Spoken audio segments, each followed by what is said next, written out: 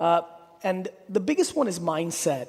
To me, the thing that has really become fascinating, the reason there's not a lot of content that I put out between 2011 and 2014, if you go back and look at the internet, is because I needed to go run and build VaynerMedia again for myself, because after writing Crush It and speaking a little bit from 2009 to 2011, I was starting to get into a place where people were talking about me and calling me a speaker or a motivational speaker or an author, which is super fine and an incredible thing to do. But for me, my pride isn't being a practitioner and being an entrepreneur and being a CEO. I needed to build another $100 million plus business. Really, to be frank with you, I need to feel comfortable standing here and spitting my 2 cents on things. I think that you need to have an execution other than ideas to have the audacity to stand up here and expect people to waste their time and money listening to what you have to say. And so I'm proud that over the last 6 years, I've been executing VaynerMedia. And while I do this Gary V thing, Gary Vaynerchuk, the CEO of a $150 million holding company from scratch, is exciting and interesting. And it really has become obvious to me why that's happening. And it's around mindset. I think that there's way too many people in this audience that are in the excuse business. And it's tough because I'm empathetic. There's always things. You could have 2 parents that were drug addicts. You could have lost your parents in a car accident when you were a kid. You could have had your money stolen to you by a partner. There's so many things that happen in life. I'm super empathetic to it. The ultimate problem is that the market, the world, doesn't care, right? There's so much dwelling going on, so many reasons why not. And the thing that has been really interesting to me is that if you asked me what works for me, it's optimism and gratitude and positive mindset. Like, it's really interesting. To me, life is pretty binary. It's either black or white. It's either yes or no. And the one that matters to me the most is you're either on the offense in your life right now or you're on the defense. You're either coming up with reasons why not, all this technology, all this stuff, why not, or why yes, all this technology, all this stuff. You're looking at things and you're making a decision. And so for me, a lot of what I've been thinking about is mindset and why optimism works. Literally 7 minutes ago in the green room, I'm on the phone with executives at VaynerMedia. I'm getting texts of a scope that we expected to sign, failed, $1 million, literally counting on $1 million, gone. 0, not happening, right? Another pitch, we were in the final 2, $8 million, didn't get it. Literally in 47 seconds back in the back room, I lost $9 million. And I'll be very frank with you, I'm fucking pumped about it. I genuinely like losing. I like learning from it. I was thinking about why, what happened, where we go, where was the misstep, why. It's really incredible. And look, when you can afford to lose it, and I'm sure people are thinking this, it's easier. I get it. It's not like I lost 9 million, Vayner lost 9 million in revenue. But to me, it's not about anything other than mindset. And so if I got anything out of this, I'll go into the tactics. I'll talk to you about social in a minute. I'm about to tell you why Facebook and Instagram, I did a lot of homework on Saturday about the Australian market on my theses around influencers, Instagram, Facebook, and Snapchat. Let me save you a lot of time. Everything that you've been hearing me talk about. How many people here consume my content? Raise your hands. Thank you. That was awesome. I'm just going to do that again. How many people here consume my content? Yeah. Okay. So here's what's interesting. Literally everything that I'm spitting comes obviously from an American-centric point of view. That's where I operate. Obviously, we have a UK office. We're looking at Singapore. We're doing other things. But I'm aware that outside of Russia and mainland China, most of this stuff actually works. Maybe there's a couple of different nuances. What fascinates the shit out of me is the consumption patterns of the Australian and New Zealand market and the underpriced nature extremities of what I believe in. Literally, everything that I've been talking about for the last year, you can add a additional 20 to 40% tax of upside. It is literally 20 to 40% even better in this market.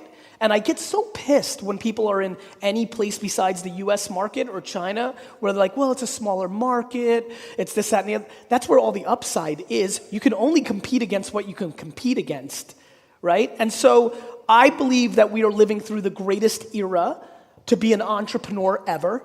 I think the internet is grossly underestimated, and I think there's a ton of opportunity. But if you ask me what I would want to leave with from this talk today, it's to shift one or two persons' mindsets. To me, it's an incredible feeling to stand up here and expect nothing from nobody and take full responsibility for everything. The teleco company that gave it to us and we lost it, and in the back room, the $8 million, I spent 0 days and 0 seconds on it. I was not part of the pitch. I was not part of the process. I empowered all my people.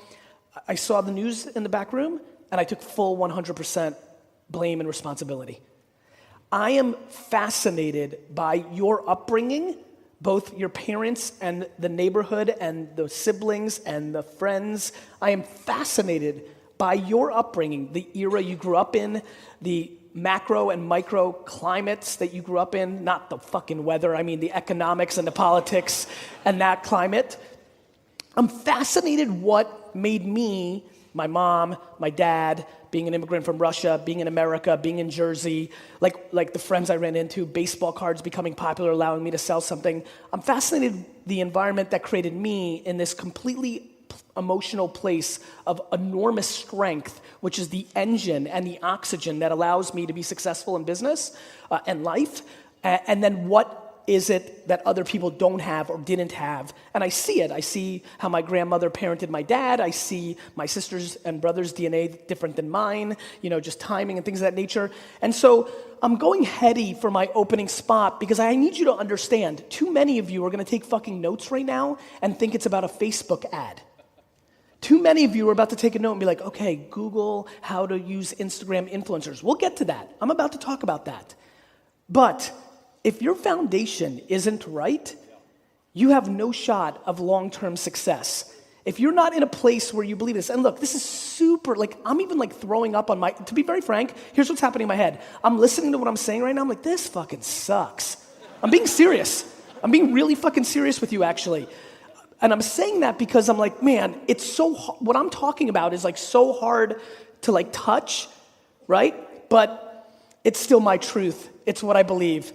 You're either on the offense or you're on the defense. You either see all these technologies as the gateway drug to your entire future, or you're upset that it was much easier to do this on email and SEO, and you don't like this social media thing, right? I don't like these new things either. I built my dad's business from a $3 to $60 million business on email and Google AdWords. I didn't want YouTube to come along. I didn't want Twitter to come along, right? I didn't want Facebook to come along. I didn't want Snapchat to come along. I don't want voice and Alexa skills and podcasts to come along. I'm not looking forward to VR. The problem is technology and the way we live doesn't care about my opinion or my feelings, and it doesn't care about yours either. And so you can walk around Earth and judge, oh, it's so sad that all these kids can't communicate because they're on the phone anymore. Or you can walk out tonight and have dinner and see people at a table and nobody's talking to each other and they're all on the phone and you're judging. And you could talk about a day and age when it was simpler and nicer and all this. Nobody gives a fuck. And if you don't adjust to the reality of the situation, you will be completely left behind. And that's it. Too many people are executing or hoping or trying to figure out how to live in a world that used to be or the way they wish it was versus attacking the reality of the world. And here is the reality of the world, my friends. The cell phones that you're all holding right now or in your pocket are the remote controls of our society. They are the single most important thing in the world. There's nothing close. Literally, I would rather have somebody roll up on me right now, stab me with a knife and steal my wallet than lose my phone. The world is being lived through that device, and you can judge it, you can do anything you want, but that's the reality. And if you sit here today and have any ambitions, professionally, personally, whether you want to sell a course, whether you want to sell a sneaker, whether you want to raise money for the PTA, a nonprofit, get somebody elected, whatever you want to happen in life, whatever you want to happen in life, you first need somebody's attention, and then you need to tell them about it. In the written word, in audio, or video. This is how the world works, and always has. You want something to happen. You need to figure out where the people are to tell them about that thing, and then you need to communicate that to them in a compelling enough way that they do the thing that you want them to do. You can do that in the written word, You can do that in audio, and you can do that in video. That is how it's been. It was called the newspaper, the television, and the radio. Now it's called a blog, a vlog, or a podcast. It's the same thing. Nothing's changed except one thing. Your attention is moving to a new place and leaving an old place. The other thing is, we have not figured out the creative strategies to be successful in this world. The other thing is, there's a lot of people in here who are not self-aware and don't realize they should only be writing and not making videos because they're not good at it. Or reversed.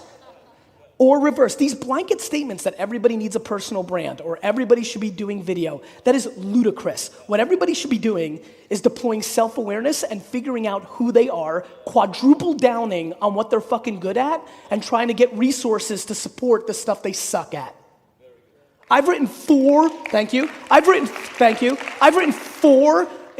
she was like, he's written 4 New York Times best-selling books, I literally was laughing as I was about to get upstairs. I'm like, I can't put 2 fucking sentences together if my life depended on it. But I know how to hire a ghostwriter, and I definitely know how to sit down for 9 hours straight and record a book in one fucking sitting, right? You need to figure out how you communicate to the world as an executor. Which medium? Some of you could do all 3. Some can do 2. But watch what's been happening over the last 10 years. In 2015, in 2002 to 4, it was the era of the blog. It was bloggers. How many people here were a blogger from 2002 to 2005 at any point? Raise your hands. So some of these early pioneers, they felt the impact, right? Right? You were blogging, that was it. That was the medium, WordPress, or even going back further, it was just a very important medium. YouTube had been yet to be invented. It cost too much to stream video online. There was no video players. Podcasting then came in 2005 and 6, had a little blip, but then right quickly after that, Twitter came out, YouTube came out, and everything shifted to short-form writing and video, right? And then in the last 2 years, audio has risen again. How many people here now listen to a podcast? Raise your hands. How many of those hands did not listen to a podcast 3 years ago? Raise your hands. Hold them up. Actually, you know what? Watch this for visual. We're going to do this one more time. How many people are listening to a podcast now? Raise your hands. I want people in the front to look around, see what I see. All right? An insane amount. Now, of the people that now listen to a podcast, stand up if you did not listen to a podcast 3 years ago. I need you to look around. Because if you want to understand why I'm standing on this stage right now, I didn't say sit down. I'm just kidding.